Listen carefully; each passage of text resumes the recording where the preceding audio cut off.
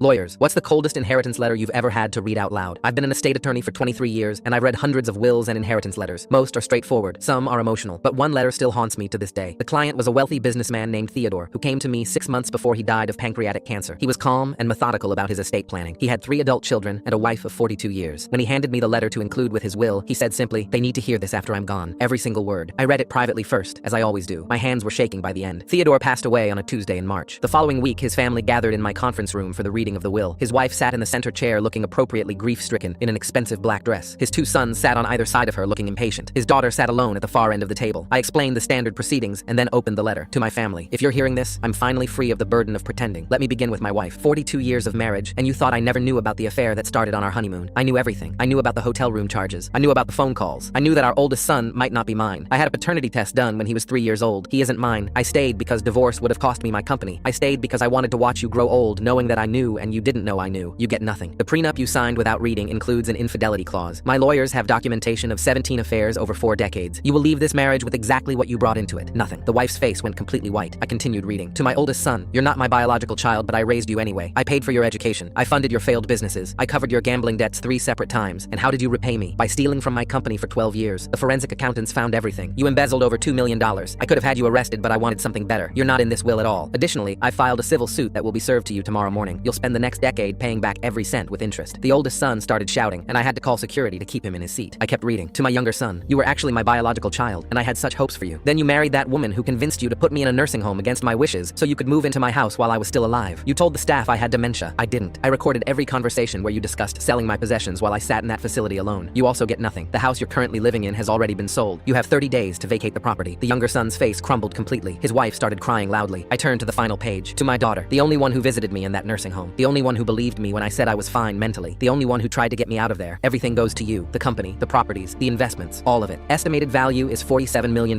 Your brothers will tell you to share with them. Don't. They had their chances. Your mother will cry and beg. Remember that she let them put me in that facility and never once questioned it. I loved you. You were the only one who loved me back. Use this money to build a beautiful life and never feel guilty for being the only decent person in this entire family. I set down the letter. The room exploded. The wife was screaming about hiring lawyers. The sons were threatening their sister. Security had to escort everyone out separately for safety. The daughter was the last to leave. She stopped at my door and looked at me with tears streaming down her face. Did he really know all of that the whole time? He spent his last 6 months documenting everything meticulously, I said. He wanted them to know he was never the fool they thought he was. She nodded slowly. Good. That was 4 years ago. The daughter runs the company now quite successfully. The wife lost everything in divorce proceedings. The oldest son is still paying back the embezzlement. The younger son rents a small apartment. The coldest inheritance letter I ever read was also the most deserved.